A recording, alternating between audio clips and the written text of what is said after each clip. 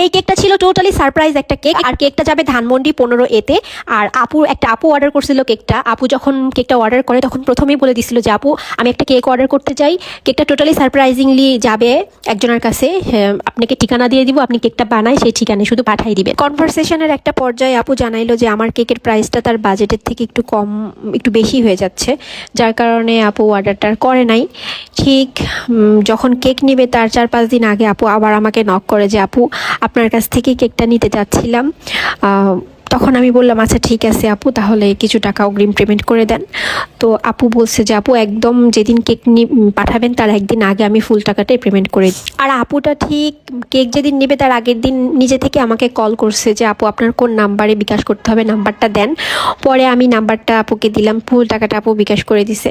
আর এই কেকটা নিয়ে আরেক কাহিনী হয়েছে, সেটা হচ্ছে আমি ডেলিভারি ম্যান পাচ্ছিলাম না। তো ঠিক যেদিন কেকটা ডেলিভারি করবো ওই দিন সকাল থেকে খুব টেনশনে ছিলাম যে আমি টাইমলি যদি কেকটা ডেলিভারি করতে না পারি তাহলে একটা মান সম্মানের ব্যাপার। তো খুব কষ্ট করে একটা ডেলিভারি ম্যান আমি অ্যারেঞ্জ করছি। তো তারপরে আপু আমাকে ডেলিভারি চার্জ যা দিছিল তার থেকে 50 টাকা ডেলিভারি চার্জ আমি বেশি দিয়ে আর কি কেকটা ডেলিভারি করাইছি। মাঝে মাঝে এরকমও হয় যে আমি ভুলভাল ডেলিভারি চার্জ চেয়ে বসি। ভুলভাল বলতে কমই নেই, সব সময় দেখা যাচ্ছে একটা জায়গায় ডেলিভারি চার্জ হয় 250 টাকা 300 টাকা, আমি 200 টাকা ডেলিভারি চার্জ চেয়ে বসে থাকি যে ডেলিভারি চার্জ বেশি বললে আবার কাস্টমাররা রাগ করে, এত বেশি কেন, এই ভয়ে আমি ডেলিভারি চার্জটা কম নিয়ে ফেলি।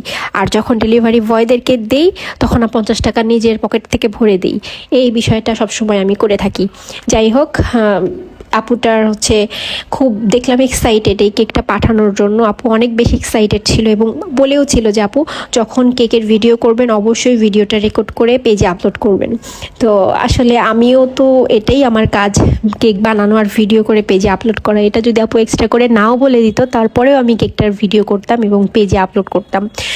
জানি না কাকে পাঠাইছে, কোনো রকম স্টোরি বা কিছুই ছিল না, তবে বুঝলাম যে অবশ্যই কোনো প্রিয়জন হবে, খুব এক্সাইটেড ছিল কেকটা পাঠানোর জন্য।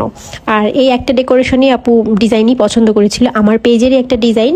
তবে এর আগে যখন আমি এই কেকটা বানাইছিলাম সেটা ছিল 3 পাউন্ডের মধ্যে 1 টিয়ারের।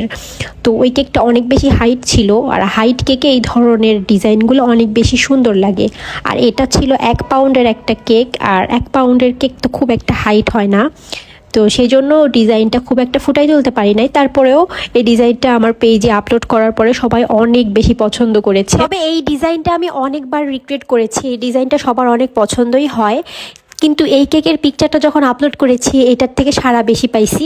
মাঝে মাঝে এরকম হয় যে কিছু কিছু কেক মানে আমি চিন্তাই করি না যে এই পিকচারটা আপলোড করলে এত বেশি সবাই পছন্দ করবে, ওইটা অনেকেই বেশি পছন্দ করে ফেলে, অনেক কমেন্ট আসে, অনেক অ্যাপ্রিসিয়েশন পাই।